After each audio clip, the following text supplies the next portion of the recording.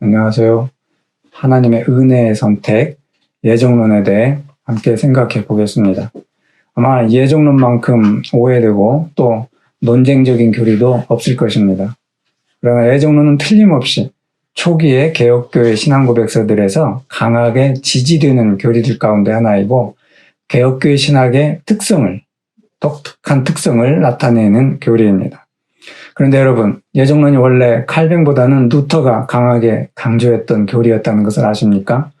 루터는 초기에 예정을 하나님의 고유의 비밀스러운 계획으로 하나님 자신이 받아들이기를 원하고 또 자신의 은혜에 참여시키려는 사람들을 정하시는 하나님의 무서운 감추어진 의지라고 말했습니다.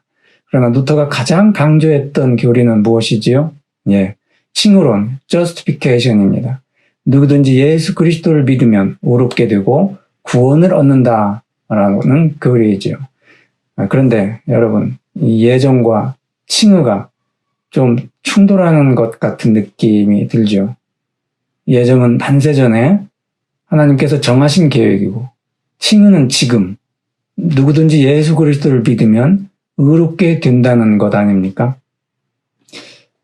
그래서 그런지 루터는 곧바로 이 위협적인 예정 문제를 칭의 신앙 안에 흡수하여 뇌관을 제거합니다. 그리고 그의 동역자 멜랑이톤은 예정론을 루터파 신앙의 근간이 되는 아우구스부르크 신앙고백서에 의도적으로 포함시키지 않았습니다. 이후 루터파 신학에서 예정론은 점차 그 의미가 퇴색되다가 다양한 논쟁의 해결을 시도한 1577년에 나온 일치신조가 만들어진 시대에 이르러서는 거의 찾아볼 수 없게 되었습니다.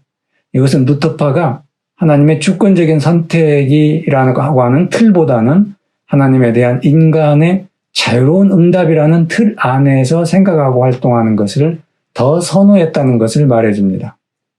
그러나 칼뱅과 개혁교회는 처음부터 일관되게 하나님께만 영광을 돌리기 위해 예정을 강조했습니다.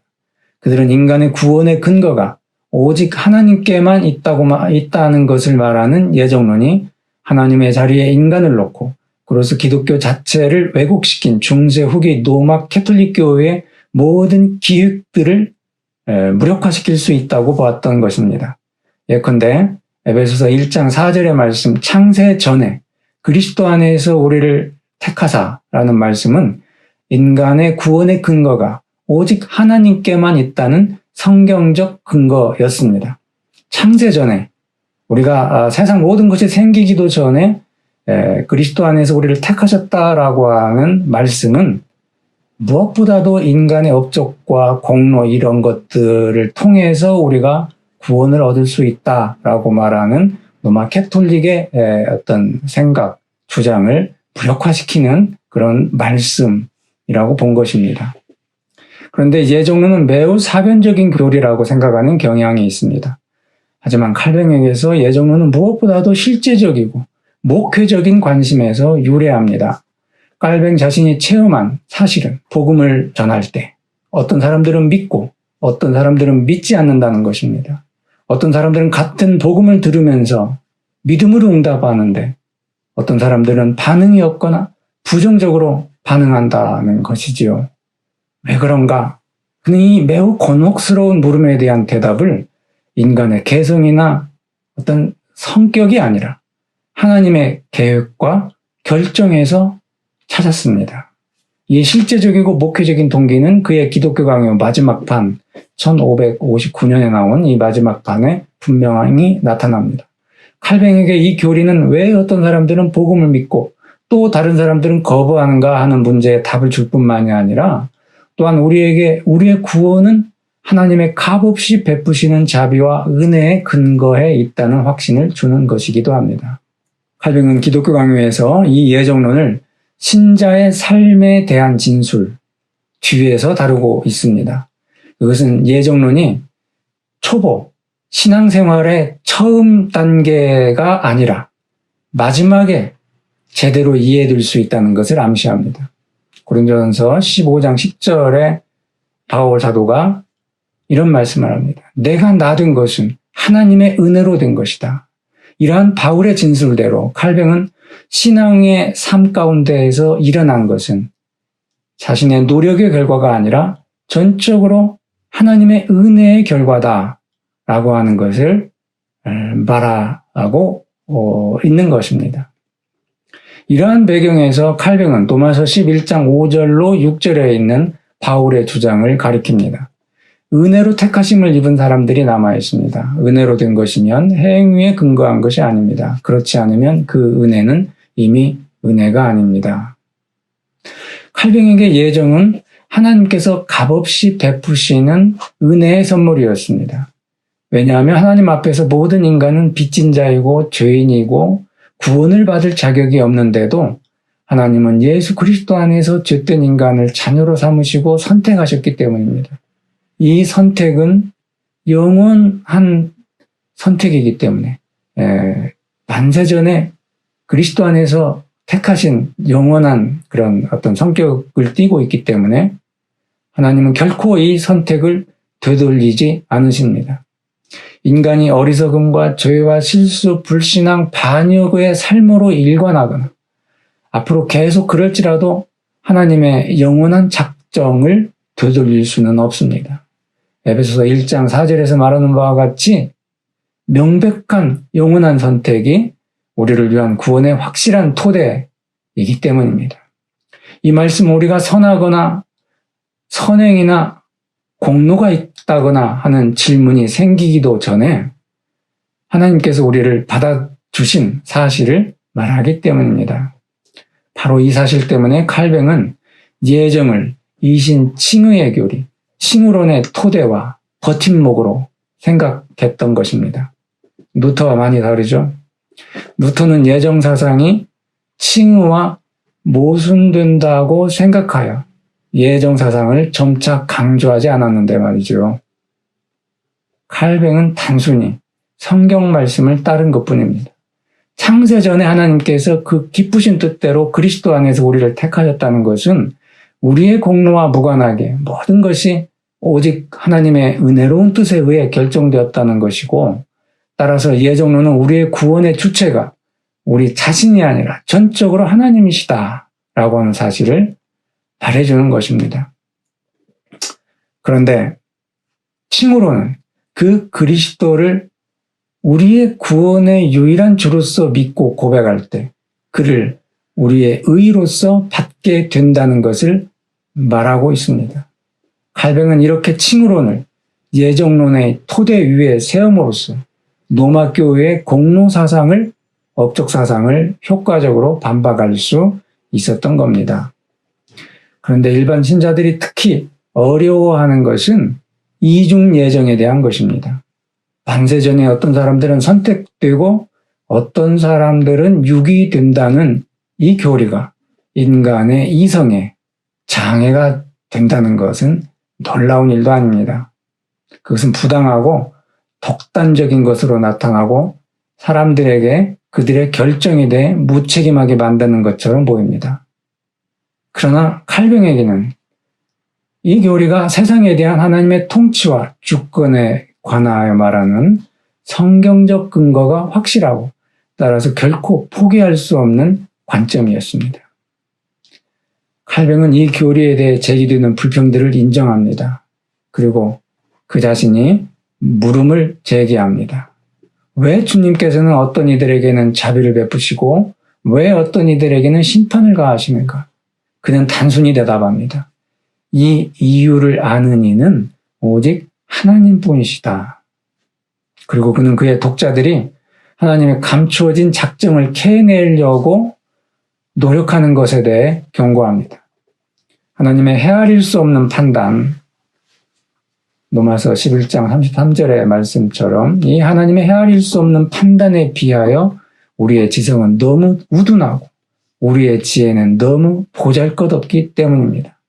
따라서 자기의 우매함을 인정하지 않고 하나님의 위엄을 꿰뚫어 알려고 하는 사람은 하나님의 영광에 의해 압도될 뿐이다 라고 말합니다.